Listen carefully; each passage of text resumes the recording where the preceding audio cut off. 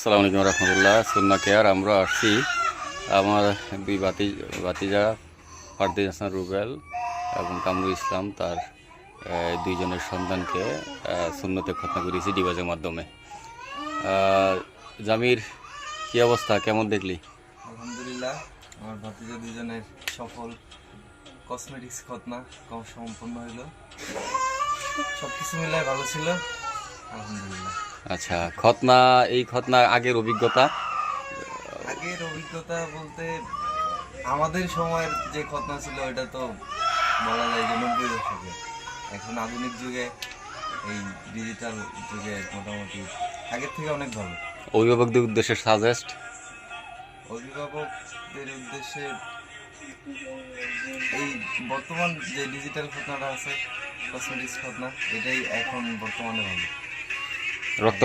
রক্তপাত বা বাচ্চা বলতে এরকম কোনো কিছু নাই, ব্যথাও নাই, দুইজনেই খুবই শান্তশিষ্ট ছিল, এই পর্যন্ত ভালো। আচ্ছা, ঠিক আছে।